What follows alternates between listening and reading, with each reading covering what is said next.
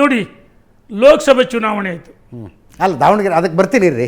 ಈಗ ಮೊನ್ನೆ ಮೀಟಿಂಗಿಗೆ ಕರೆದ್ರಲ್ಲ ನಿಮ್ಮನ್ನು ವರಿಷ್ಠರೆಲ್ಲ ಸೇರ್ಕೊಂಡು ಭಾಳ ಬೈದ್ರಂತ. ಹೌದಾ? ಯಾಕೆ ಏನೇನೋ ಮಾತಾಡ್ತೀರಂತೆ, ಇನ್ನು ಮುಂದೆ ಮಾತಾಡಕೂಡ್ದು ಅಂದ್ರಂತೆ, ಇನ್ನೊಂದು ಮಾತಾಡ್ಬಿಟ್ರೆ ಉಚ್ಚಾಟನೆ ಮಾಡಿಬಿಡ್ತೀವಿ ಅಂದ್ರಂತೆ. ಹೌದಾ? ನಿಜನ ಸುಳ್ಳ? ನಾನು ಒಂದು ಮಾತು ಹೇಳ್ಬಿಡ್ತೀನಿ ನಿಮಗೆ, ಇದು ಸತ್ಯ. ಸತ್ಯ ಅದೆಲ್ಲ ಉಚ್ಚಾಟನೆ ಮಾಡಿ ಅದು ಅದಲ್ಲ, ಅಲ್ಲಿ ಏನು ಮಾರ್ಗದರ್ಶನ ಮಾಡಿ ಸತ್ಯ ಹೇಳ್ತೀನಿ ನಾನು. ಸತ್ಯ ಹೇಳಿ.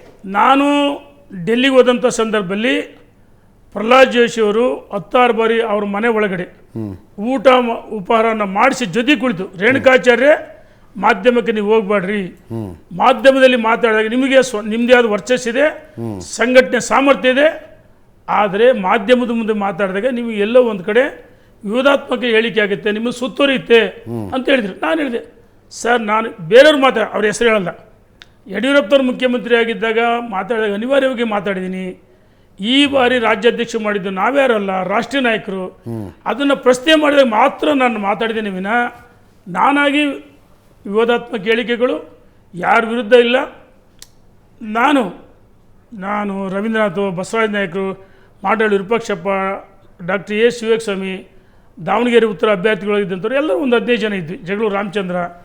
ಆ ಸಂದರ್ಭದಲ್ಲಿ ಅವ್ರು ಹೇಳಿದರು, ರೇಣುಕಾಚಾರ್ಯ ಇವತ್ತು ಕಾರ್ಯಕರ್ತರಿಗೆ ಆತ್ಮವಿಶ್ವಾಸ ಮೂಡಬೇಕು, ಯಡಿಯೂರಪ್ಪನವ್ರಿಗೆ ವಿಜೇಂದ್ರ ಒಳ್ಳೆಯ ತರಬೇಕು, ಆ ನಿಟ್ಟಿನಲ್ಲಿ ನಾವೆಲ್ಲ ಕೆಲಸ ಮಾಡೋಣ, ಸಂಘಟಿತ ಪ್ರಯತ್ನ, ಲೋಕಲ್ ಬಾಡೀಸ್ ಚುನಾವಣೆ ಗೆಲ್ಲಬೇಕು, ರಾಜ್ಯದಲ್ಲಿ ಕಾಂಗ್ರೆಸ್ ಸರ್ಕಾರ ಇವತ್ತು ನಮಗೆ ಚಿನ್ನದ ತಟ್ಟೆಯಲ್ಲಿಟ್ಟು ಅವರ ಕಚ್ಚಾಟ, ಜಗಳ, ಬೀದಿರಂಪ ಇವನ್ನೆಲ್ಲ ನಾವು ಎನ್ಕರೇಜ್ ಮಾಡ್ಕೋಬೇಕು, ಬಳಕೆ ಮಾಡ್ಕೋಬೇಕು, ಹೋರಾಟ ಮಾಡೋಣ.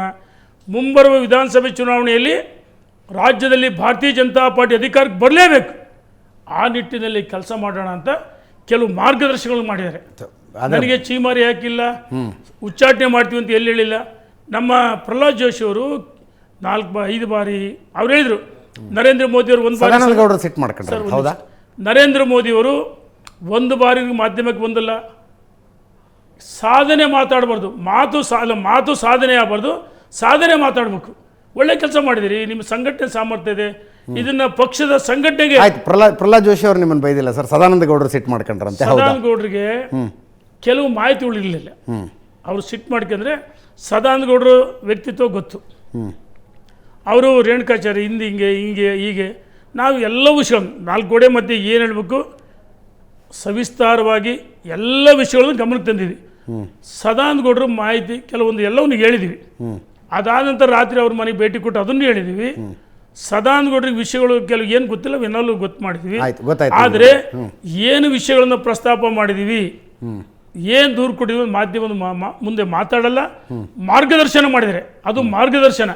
ನನ್ನಂತ ಒಬ್ಬ ಕಿರಿಯನಿಗೆ ಮಾರ್ಗದರ್ಶನ ಮಾಡಿದರೆ ಅವರ ಮಾರ್ಗದರ್ಶನ ನಾವು ಸ್ವಾಗತ ಮಾಡಿದ್ದೀವಿ. ಕೆಲವು ನೋಡಿ, ನಡೆಯುವ ಮನುಷ್ಯ ಎಡುತ್ತಾನೆ, ಎಡವಿದಾಗ ಅದನ್ನು ಡಾಕ್ಟರ್ ಹತ್ರ ಹೋಗಿ ಟ್ರೀಟ್ಮೆಂಟ್ ತಗೋಬೇಕು.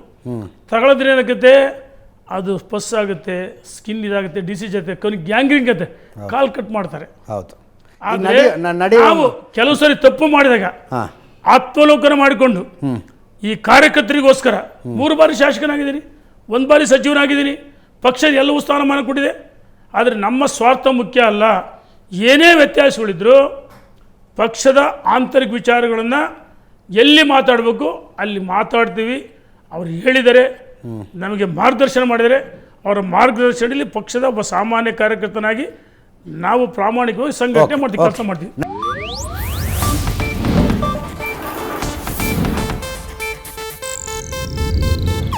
ಇದು ಏಷ್ಯಾನೆಟ್ ನ್ಯೂಸ್ ನೆಟ್ವರ್ಕ್ ಪ್ರಸ್ತುತಿ.